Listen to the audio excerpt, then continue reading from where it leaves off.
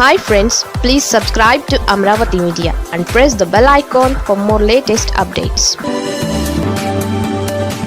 పొగడ్తలకు పొంగిపోతే జరిగేది ఇదే. రాజకీయాలలో ఎప్పుడూ అంతే. అధికారంలో ఉన్నప్పుడు వీరుడు సూర్యుడు అని పొగడ్తలు సహజమే.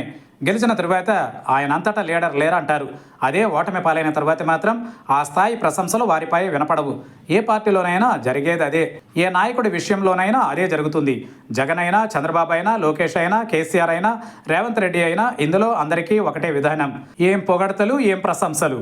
ఆయన వల్లే అధికారం వచ్చిందని కొందరు, ఆయన తమ నేత అని మరికొందరు, ఇక ఆయన వల్లనే పార్టీ మరోసారి అధికారంలోకి వస్తుందని మరొక అడుగు వేసి ఇంకొందరు, ఇలా అందరూ ప్రశంసలు కురిపించేవారే. కేసీఆర్ అధికారంలో ఉన్నన్నాళ్ళు ఆయనంత వ్యూహకర్త లేరన్నారు.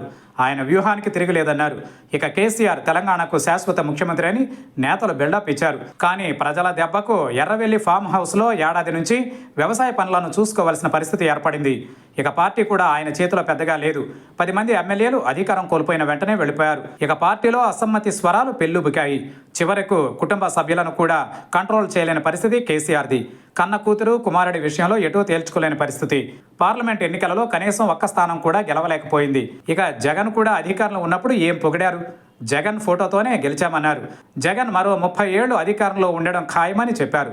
వైనాట్ కుప్పం అంటూ కేకలు పెట్టారు. కట్ చేస్తే 2024 ఎన్నికలలో అధికారం కోల్పోయిన నాటి నుంచి వైసీపీ నేతలు, నమ్మకమైన లీడర్లు చేజారిపోయారు. పార్టీని వదిలి జగన్పై విమర్శలు చేశారు. విజయసాయిరెడ్డి లాంటి వాళ్ళు కూడా వెళ్ళిపోయారు. ఇక స్థానిక సంస్థల ప్రజాప్రతినిధులు అయితే ఎవరూ నిలబడడం లేదు. అందరూ వెళ్ళిపోతున్నారు. జగన్కు ఉన్న క్రేజ్ ఏమైపోయిందంటే ఎవరికీ అర్థం కాని విషయం. నాడు పొగిడిన నేతలే నేడు తిడుతుండడం మన చెవులారా విన్నాం. పవన్ కళ్యాణ్ 2019 ఎన్నికలలో ఓటమి పాలైనప్పుడు చూశాం. ఆయన వల్ల రాజకీయాలు కాదని అన్నారు. చాలా మంది పార్టీని, పవన్ను విడిచి వెళ్లారు. కనీసం 2 చోట్ల పోటీ చేస్తే 2 చోట్ల ఓటమి పాలయ్యారంటూ సెటైర్లు వేశారు. అందరూ విమర్శలు చేశారు. సొంత పార్టీ నేతల నుంచి విపక్ష పార్టీ నేతల వరకు విమర్శలు చేసిన వారే. పవన్ అమ్ముడు పోయారంటూ అన్నవారు కూడా లేకపోలేదు. అదే 2024 ఎన్నికలలో గెలిచిన వెంటనే పవన్ను మించిన నాయకుడు లేరంటున్నారు. పవన్ స్ట్రాటజీ వల్లనే 100% స్ట్రైక్ రేట్ అంటూ తెగ పొగడేస్తున్నారు.